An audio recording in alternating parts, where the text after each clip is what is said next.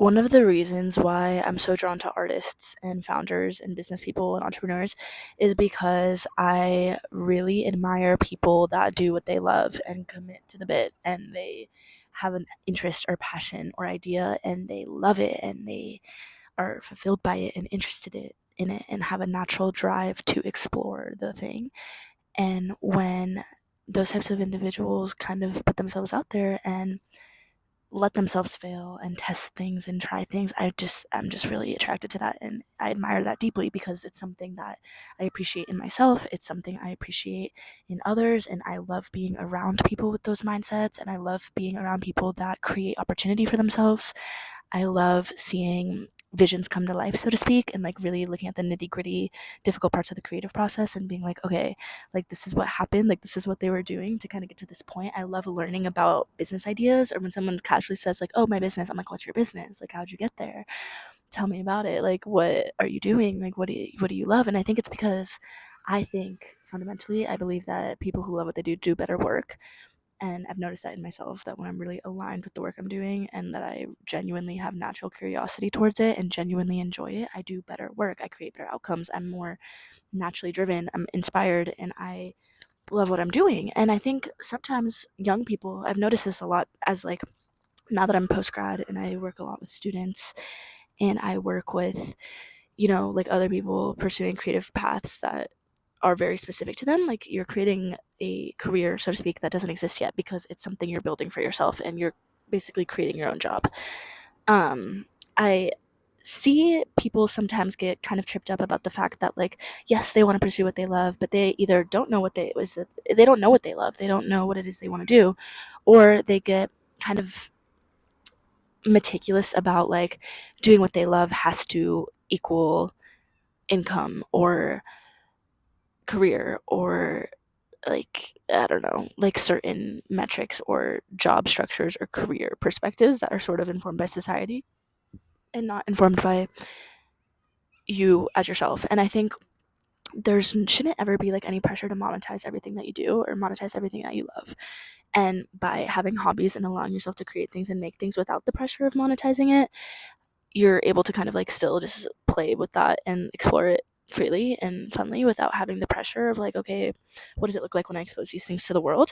But if you have interest in exposing things to the world, kind of starting early with that process of experimenting and do so without having allowing yourself to do so, my 20% battery kicked in, without having expectations or stress around the outcomes of it is sort of where all the fun and creative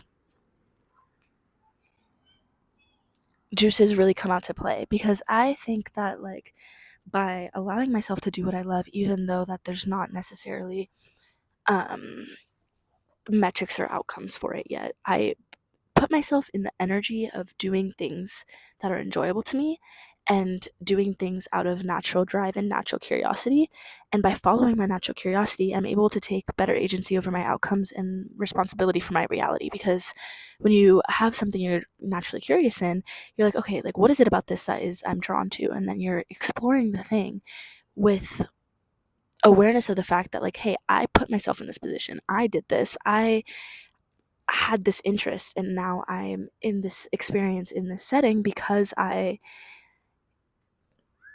allowed myself to not really know, and I allowed myself to be just curious. Like curiosity stems from like there's something interesting to me here but I don't know exactly why or what it is, and not having all the answers.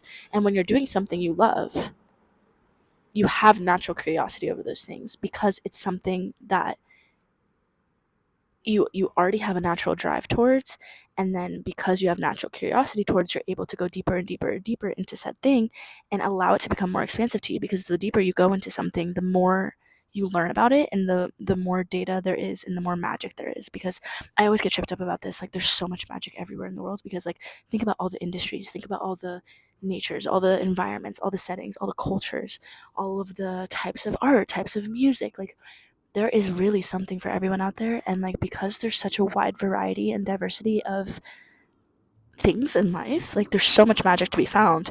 And by kind of allowing yourself to curate your ability to be like, okay, this is what I like and this is what I don't like, and find depth and direction in the things that you do like, that's where you get into the magic of things, because you get to explore it in more detail. And it's just like a relationship, right? Like, you're on your first date and you're like, okay, this person's cool, we have a vibe.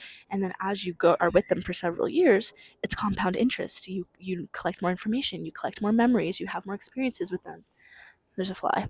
And you get to know them on a deeper level, and you're like, wow, this person is awesome and magical to me. Like, that's what makes relationships magical. It's like you really learning more and more about the person and getting closer to them and having more memories with them and experiences with them.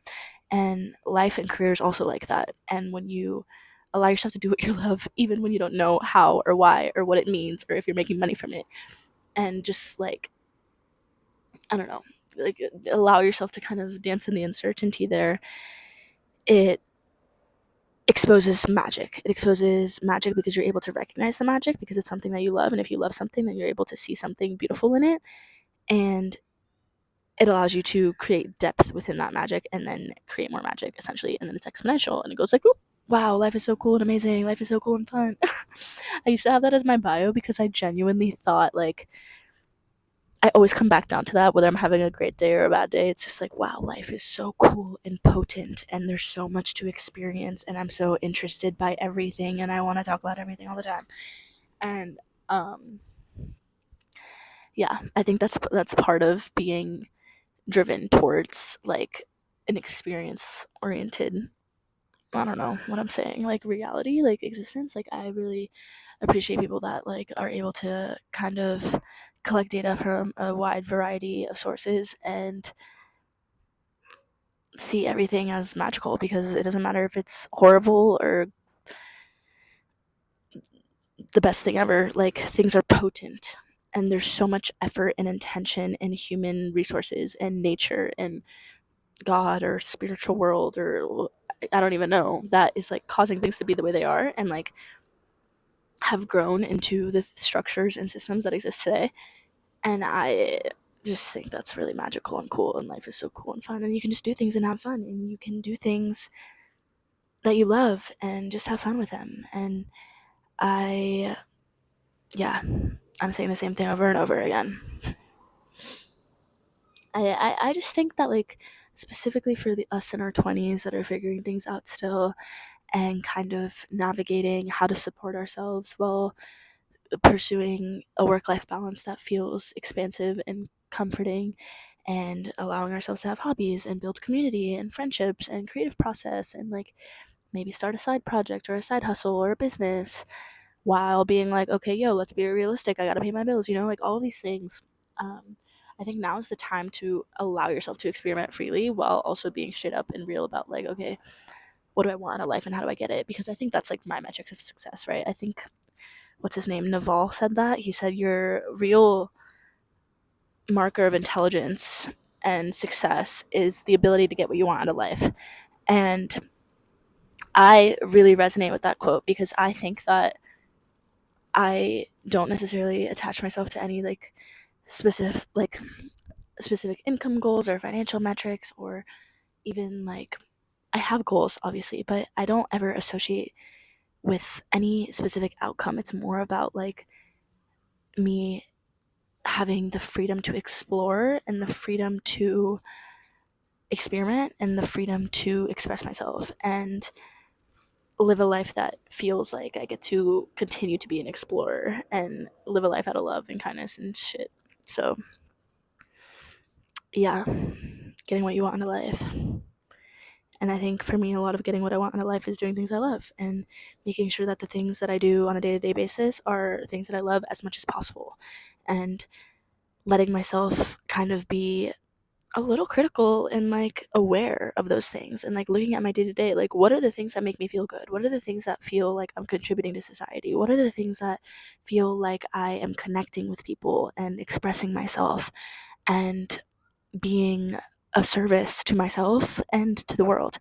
And I often notice that when I let myself kind of experiment and explore and make things and express things, I feel that way.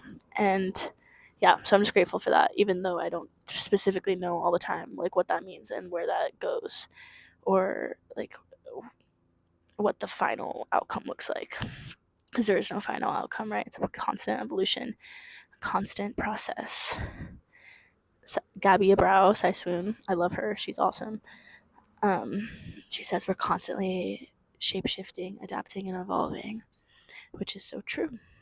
These are my favorite orange sweatpants. It's a bit toasty. Right now, it's about to be like golden hour, so the way that the green looks at the park, it's like that golden. I would show you, but you're perfectly set up, and I'm not done talking. But it's that perfect, beautiful lime green that is like my favorite color green. Love you guys. I keep saying this, but I need to get better at talking to the camera and looking at the camera and looking like I'm talking to a person and not like this, like I'm in La La Land, because I think a lot of times I'm in La La Land, and that's just the truth of the messiness of where I'm at with this raw format. I think I really appreciate the raw format because it lets me kind of like little squirrel, so cute. It lets me feel like I'm talking to a real person instead of the internet, because the internet's kind of scary, but a real person. I fuck with real people. Love you guys. I'm curious, like, if you ever watch these things, like, what do you like thinking about and talking about? And, like, yeah, I guess just comment down below things you've been thinking about, or what it is you love to do, or what your interests or hobbies are, or a business idea that you'd like to start. Or if you don't know what to say, comment a turtle emoji. Love you. Like my ring. It's a this one is a shell from the ocean, and this one is a spoon. And that's my callus from the gym. Okay, bye.